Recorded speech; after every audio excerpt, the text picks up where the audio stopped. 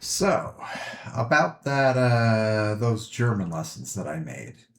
You might have been wondering what that was about, why I did it. Obviously, I'm interested in teaching languages and that kind of thing. But anybody who actually went through the lessons would clearly realize that something is a little bit odd about the vocabulary and sentence structures contained therein. And so I just wanted to talk about that a little bit. Um, so my original thesis, or well, I shouldn't call it a thesis, but was I was wondering if it would be possible to teach a student how to understand a specific song without actually giving them any of the lyrics from the song. And there's two components to that. You would have to understand all of the sentence structures inside of the song, and you would have to understand all of the individual vocabulary that is found inside of the song. Without both components, you effectively have zero possibility of understanding. So I chose a song that I very much like. A little bit sick of it now, but I'm sure I'll get over it. I chose Mutter by Rammstein, which is a really dark sort of nightmare imagery song. Rammstein, you're not really supposed to, take the lyrics too literally. You're supposed to like feel the overall vibe. And I think for a lot of dark music, that's the case. So, take for example this line here. In ihrem Lungen wohnt ein Aal. In her lungs there lives an eel. Or probably in English we would just say an eel lives in her lungs. Okay, so I was presented with the challenge. How do you teach somebody how to understand this sentence without actually giving them the sentence? And the first thing that somebody would need is they would need the structure of the sentence. Now you come over here. I think that it would be more natural for an English speaker to formulate the sentence like this: subject first, verb, and then the dative prepositional phrase. So ein Fisch wohnt in deinem Aquarium. A fish lives in your aquarium. Um, and I think that a lot of language programs are going to favor this structure just because they want to spoon feed how a student wants to translate things. And I think that at least in some cases, that is doing the student a disservice. So this means the same thing. It's just the word order is a little different. In deinem Aquarium wohnt dein Fisch. Now, I would have blacklisted this from my language lesson because um, I didn't want to use wohnen with this sentence structure here. So you have a prepositional phrase which takes a dative noun, um, specifically in, followed by a verb, followed by a subject, which is a nominative noun. And I said that because I didn't want to recreate the lyric exactly, that that sentence structure could not exist with the words Lungen. Well, I think I used Lunga because it was the singular. Um, because what I was trying to do, I was using lemmas. So it couldn't be used with al, wohnen, or lungen. And I also made an additional rule that it couldn't be used with any aquatic animal.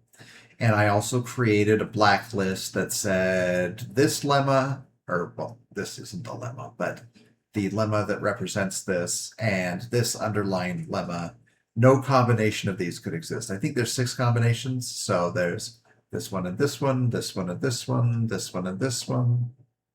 Yeah, that was not six, dude. Yeah, well, whatever, you get the point. But obviously, a student would need to understand Lungen in the dative form, and Wohnen and All in order to understand it. And that is what I was trying to do. Now, I don't know how smoothly it went, and I got sick of the project multiple times.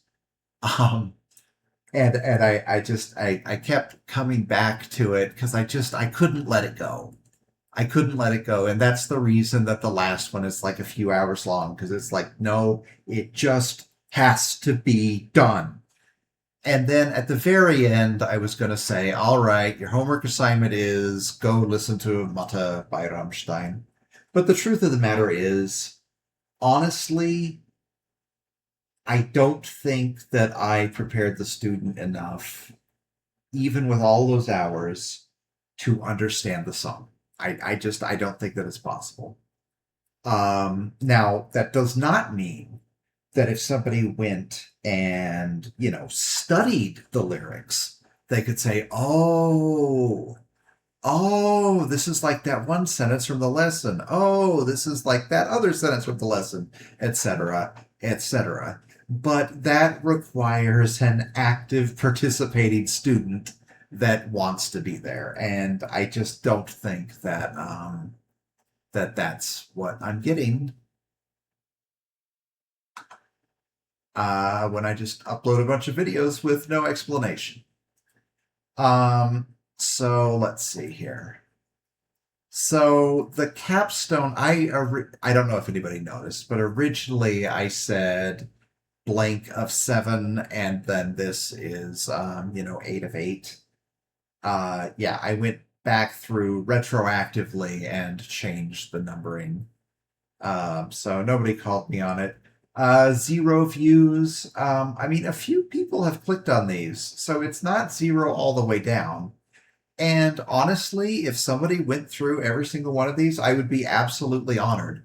It looks like at least a few people considered it. I don't know if anybody lasted through the whole thing, but here's the joke. This wasn't actually my first attempt. The worst German lesson ever, and I never had it public, ever, not for 1 second, is so bad, like you have no idea how bad it is. And a few sort of shitty things did sneak through in a few of the lessons. Like, how would you say this as in this sentence? And then the sentence that they give you is the exact sentence that they're about to introduce. I'm like, oh my God. How can it be so bad? Especially when I was on the lookout for that, because I knew all the things that could go wrong from this right here. So I was I'm sort of just going to sweep this under the rug and then never think about it again. But then the big two, oh my God. When I tell you who I'm talking about, you'll laugh because you'll know why I said that. When Big Joel, the YouTuber, said that he was repeatedly listening to a song to try to help him learn French. And it was kind of exciting for me because I don't feel like I know a lot of French music, and I actually knew the song that he was referring to, although by a different singer. I'm getting off track. The point is, that just kind of excited me again. I think that this was a fun exercise, but I did a really shitty job of spreading out the content. Here are the vocabulary from the song that isn't covered in the other lessons, and here are all the sentence structures. Obviously, they should have been interspersed the entire way. But I hope I have a few lessons learned, and I have a coworker who is just absolutely on my case, pestering me to make a learn Spanish lesson, and I thought, what could possibly be more saturated than learn Spanish? Like, that is the absolute default language that people in the United States learn. And I was surprised because I encountered a thread where people were complaining about the state of language learning tools. And there are a lot of people that tried to use Duolingo and really didn't like it. They don't like the extreme gamification. They don't like how all of the stories are just replaced with AI slump. However, I am using AI, so I can't exactly present myself as the no AI guy. I mean, that would be a misrepresentation. Now, I do disagree with some of Duolingo's decisions, but that doesn't mean that I think it's just a complete pile of garbage. I think that there really is an incentive from their side to make a tool where it seems like you're learning when you're not actually learning anything. But I don't know if that's so much their fault as it's the fault of the type of people who go and use their product in the first place. And I don't mean every single person, but I mean, people want 5 minutes a day. Oh, I'm going to learn Spanish in 5 minutes a day. And well, I'm sorry, you're not. I mean, okay, maybe you can learn a few words, but making meaningful progress is going to take a larger time investment. And a lot of people, I dare say most people, aren't willing to make a larger time investment. And so if I were going to make a Learn Spanish program, it wouldn't be the kind of thing that you do for an hour a day, that you do for 5 minutes a day. Excuse me. It would be like an hour or at least 30 minutes or something. It would be nice if I could, talk right. So very, very few people have downloaded my Kana application. But you know what? That's okay. 2 actions recommended. Nope, don't give a shit. So yeah, 13 installs. That's actually lower than what I thought. People uninstall. Oh well. Well, I'm not going to become a millionaire from that, but I do like that my application isn't heavily gamified. I'm not trying to exploit people's dopamine receptors. If people want to get excited about the product, it should be because they're actually learning something, not because it said ding, ding, ding, you're right, or something like that. And I'm not trying to disparage any other program, and I understand that different people learn differently. It's just that's what I wanted to make. I wanted to make a tool for myself. And sometimes that shit actually kind of bothers me. The very thing that's supposed to give you a dopamine hit is just sort of annoying. It's like, let me just get on with it, Stop with the fireworks and shit. I want to, study. And I don't know, maybe I'm the only person that thinks like that. I doubt I'm the only person that thinks like that, but I'm sort of in an intermediary position where people who are actual serious students of things have gone on to learn things, and I'm just sort of stuck here in the middle. So, what do you do? So, I would like to make other educational products, but I felt like I needed to practice a little bit, and I felt like this was a good exercise. I think that it was very important that I not say, "Hey, here is a lesson based on this song." And I went out of my way to make sure that none of the lines in the lesson itself seemed like copyright infringement directly.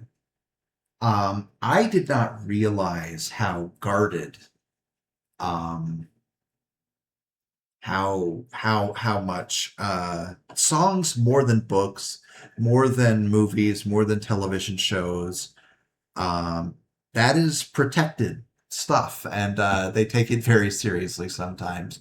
Originally, when I'm writing my book here, I originally was going to have an epitaph that was that was a song lyric.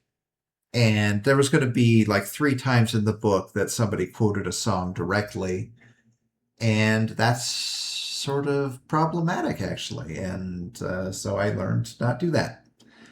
I'm still not entirely sure that I'm happy with this, but I emailed a band with asking for permission to quote a song lyric, and they never got back to me. So I'm just going to assume that means no, and they're probably off living their best life writing music, which is what they should be doing, and not worrying about my sorry ass. So now I've really gotten sidetracked. So that is the story about how about not how, but why I made the German lesson thing. So I plan to do other things in the future.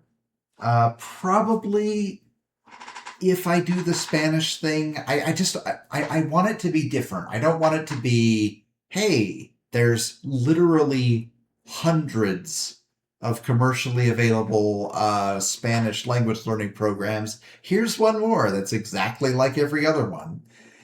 Because honestly, I think if somebody is just starting in Spanish, the first thing that they should do is probably grab Pimsleur. I'm 100% serious. I'm not going to be able to do better than that. Um, and I don't want to make an exact copy of Pimsleur because why would somebody use my program instead of using Pimsleur in that case? It doesn't make any sense. And if somebody wants Duolingo, then they should just use Duolingo. Why would I want to copy Duolingo? So what I'm thinking is, I'm thinking that if I made a course, it would be based off like a story or something. And then so you would progress through and you would learn how to translate the story as you went through the story. And it would need to be at least slightly episodic in order for that to work, because you can't have the student always depending on previous knowledge. Because how the hell are you supposed to progress that way? And to a certain extent, that was inspired by the Capretz method. I don't know if you ever Capretz method. Yeah. Here we go. French in action. I don't know how many people watched this in French class. I know I did, and I really thought it was good. It is an immersion program that is based around following the lives of a few different people, but it's very forgiving. It's not like a deeply intricate, complicated movie where you have to remember everything. It is presented in an episodic nature, and sure, there's overarching themes, but it's not a really real clear, plot overall. I'm not saying there's not a plot. I just, they understand that you're not necessarily going to be able to follow everything, and so they're forgiving accordingly. So, yeah. Now, obviously, I wouldn't be making a movie. That would be very expensive, and I have no interest in making a movie. But I might make like a short story or something. Make a short story, translate it into Spanish, and then teach to the story. And then that way, the focus is on the story itself, not on how can the story accommodate whatever I think the artificial goal of the lesson should be. So it inverts it a little bit. And I think that in doing that, you subtly change what you're exposing the student to in a way that's ultimately beneficial. Now, I remember many years ago being obsessed with the notion of, what's the best way to learn a language? And I read somebody's blog, and they said, just that's a stupid question. you should have a variety of inputs, a variety of lessons. And you know what? Maybe you get a book and maybe that book doesn't work for you. And then maybe you get a different book and that book is a little helpful, but it's missing some things. And then you keep supplementing with all these different types of learning materials. And then all together, it starts to form into an intuition which you can use to produce a foreign language, produce and understand. So that's what I want to do. Now, if I adapted a book, it would have to be a non-copyrighted book. And if I actually made a paid program, I would need native speakers. I mean, just making a dorky YouTube video for free using AI is fine. If I were going to actually make, for example, an app and say, okay, give me money now, I would need native speakers. I would probably make it Mexican Spanish specifically. Now, I mean, absolutely, Mexican Spanish is understood all throughout Latin America, and you can be understood in Spain as well. But it is a little different, just like American English is different than British English, but you can still understand each other. And I think that by focusing it around stories and having it be one specific dialect. I mean, the standard Spanish that's spoken like in Mexico City. And I realize that there are some sub-dialects of Mexican Spanish, like the Yucatan. But no, I would mean like the standard Mexican City Spanish. I don't know. I don't know if that's a good idea. I don't know if it's a bad idea. I know that basically nobody's buying or even downloading my Kana app, so maybe I should give up. That's a joke. I'm joking. All right, see ya.